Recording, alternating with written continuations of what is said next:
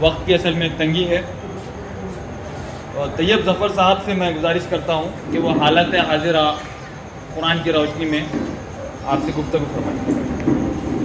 قرآن کو پڑھے۔ قرآن صرف میتوں پہ پڑھنے کی کتاب نہیں ہے، قرآن صرف بخشے اور بخشانے کی کتاب نہیں ہے، قرآن حل ہے ہر اس چیز کا جو حالات ہم کے بنے ہوئے ہیں۔ اور پھر اس کے اوپر اللہ کا کرم، یہ اللہ تمہارے مسائل کا حل بھی دے رہا ہے، ساتھ ساتھ تم کو ثواب بھی دے رہا ہے کہ ہر لفظ پہ 10 نیکی لو، پڑھو اور نیکیاں کماؤ۔ 2 سال پہلے میں عمرے میں تھا رمضان کے اندر، اور یہ ہوا کہ 1 مہینے کے عمرے کے اندر میرے جتنے ساتھی تھے، کسی نے کہا صاحب ہم نے 4 قرآن پڑھے، کسی نے کہا ہم نے 2 قرآن پڑھے، کسی نے کہا ہم نے 3 قرآن پڑھے۔ مجھ سے پوچھا بھائی تمہارے کتنے ہوئے؟ میں نے بولا یار آپ لوگ تو بڑے فاسٹ نکلے، میرے سے میں سورہ نساء کے آگے نہیں جا پایا۔ میں نے سورہ بقرہ پڑھی، آل عمران پڑھی، نساء جب تک آیا تو رمضان ختم ہو گیا۔ تو بولے 1 مہینے میں 3 سورتیں غالباً 5.5 پارے ہوتے، ایسا کیوں؟ میں نے کہا آپ کر کیا رہے تھے؟ تو کہا ہم قرآن پڑھ رہے تھے۔ میں نے کہا دقت یہی ہے، آپ پڑھ رہے تھے، میں سمجھنے کی کوشش کر رہا ہوں۔ سورہ بقرہ ہو، سورہ آل عمران ہو، سورہ نساء ہو، یہ ایسی شروعات کی ابتدائی قرآن کی صورتیں ہیں جس کے اندر زندگی گزارنے کے طریقے اللہ نے بتائے ہیں۔ جو تو اس وقت جو ہے تو یونیفارم سول کوڈ کے معاملات ہمارے سامنے ہے، بٹوارے کو لے کر اور جو تو حصے داری کو لے کر، شادی اور طلاق کو لے کر، یہ تمام معاملے ہم آج کل جا کر عدالتوں میں سلجھاتے ہیں۔ اللہ نے قرآن میں ان صورتوں کے اندر یہ تمام معاملے بیان کر دیے۔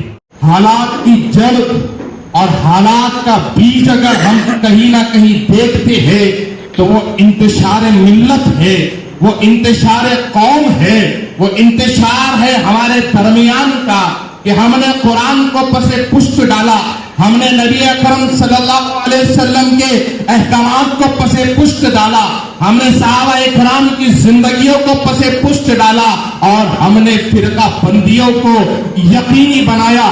اس پروگرام کی دعوت گزشتہ 15 دن سے چل رہی ہے، اور جب اس پروگرام کی دعوت نامہ سرکولیٹ ہونے لگا، کوئی دن ایسا نہیں تھا کہ مجھے کوئی نہ کوئی فون آ جاتا تھا اور وہ یہ کہتا تھا کہ طیب صاحب آپ کا اس پروگرام میں کیا کام؟ کیونکہ اگر آپ حدیث پہ بات کریں تو آپ کے اوپر اہل حدیث کا جو اسٹامپ لگ جاتا ہے، آپ قرآن پہ بات کریں تو آپ کے اوپر اہل قرآن کا اسٹامپ لگ جاتا ہے، اگر آپ سنت نبوی پہ بات کریں تو آپ کے اوپر اہل سنت کا اسٹامپ لگ جاتا ہے، اگر آپ دین و تبلیغ کی بات کریں تو آپ کو تبلیغی جماعت کا اسٹامپ لگ جاتا ہے۔ میں آج اس چھت کے نیچے اس لیے ہوں کہ اس امت کو یہ بتایا جائے کہ ہم ان تمام سے پہلے امت محمدی ہیں، اور اس بات کو ہم کو سمجھنا ہوگا۔ قرآن نازل ہم پر اسی لیے ہوا ہے کہ قرآن کے اندر بار بار یہ کہا گیا کہ غور و فکر کرو، غور و فکر کرو۔ اللہ جو ہے تو ہم کو ہر 2-4 آیات کے بعد غور و فکر کی طرف لے کر چلتا ہے۔ حالات کی اگر ہم بات کریں گے تو قرآن نے اپنے اندر الگ الگ قوموں کے حالات بیان کیے ہیں۔ قرآن نے بتایا کس گناہ پر اللہ رب العزت نے کس قوم پر کس عذاب کو نازل کیا۔ اللہ نے بتایا قرآن کے اندر کہ نیکوکاروں کے لیے کیسے جو ہے تو معاملات بنائے گئے۔ اسی اللہ نے ہم کو بتایا کہ ہو سکتا ہے آگ نمرود لگ سکتی ہے، ہو سکتا ہے خلیل کو آگ میں جانا پڑ سکتا ہے، لیکن یہ عام آنکھوں کے لیے ہے کہ ان کو نمرود نظر آتا ہے، ان کو آگ نظر آتی ہے، اس آگ میں ڈالے جانے والا خلیل نظر آتا ہے، لیکن اس بات کا جو غیب کا علم ہے اس رب کائنات کے پاس ہے جو یہ کہتا ہے کہ اس آگ کو گلزار کرنے کا کام میرا ہے، تم یہ ہمت تو بناؤ اس آگ میں جانے۔ آج حالات ہمارے پاس اسی لیے خراب ہے کہ ہم آگ نمرود سے گھبرائے ہوئے ہیں، اور کوئی بھی قوم، کوئی بھی انسان، چاہے وہ انفرادیت کے طور پر میں بتاؤں چاہے اجتماعیت کے طور پر بتاؤں، ڈر اور خوف اور ہراساں اس میں تبھی آتا ہے جب اس کے اندر اللہ کا خوف اور ڈر نہیں رہتا۔ ایک چیز کے اندر، ایک پیالے کے اندر 2 چیز جمع نہیں ہو سکتی۔ اگر چائے کے پیالے میں پانی ڈالو گے وہ پانی بھی چائے میں مل جائے گا، لیکن یہی تو وجہ ہے ہمارے دل میں ہم نے حکومت کے خوف بھر دیے, ہمارے دل میں ہم نے موجودہ پارٹیوں کے خوف بھر دیے, ہمارے دل میں ہم نے الگ الگ سنگھٹنوں کے خوف بھر دیے, تو ہمارے دل سے اللہ کا خوف نکل گیا.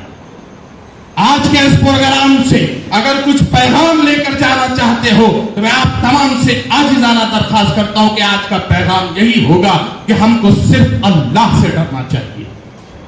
قرآن آپ کو اسی بات پر آمادہ کرتا ہے, قرآن آپ کو اسی بات پہ آمادہ کرتا ہے. قرآن جو ہے تو کئی اصحاب کہف کا قصہ بتاتا ہے کہ وہ لوگ جو اللہ سے ڈرتے تھے ان کا بادشاہت کچھ نہیں بگاڑ سکی. اللہ نے ان کو 350 سال سلا دیا, اس کے بعد جگایا اور یہ دنیا کو بتایا کہ دیکھو اگر تم اللہ کے خوف میں مبتلا ہو جاؤ گے دوسرا کوئی خوف تم پہ غالب نہیں آ سکتا. حالات آتے ہیں, حالات گھبرانے کے لیے نہیں آتے, حالات اس لیے آتے ہیں کہ ہم کو تراشا جائے, حالات اس لیے آتے ہیں کہ ہم کو بنایا جائے. کندن آگ میں تپتا ہے, کندن آگ میں تپتا ہے تب جا کے کندن بنتا ہے. ہم پہ تو غیر قوم کے لوگ جو ہے تو حالات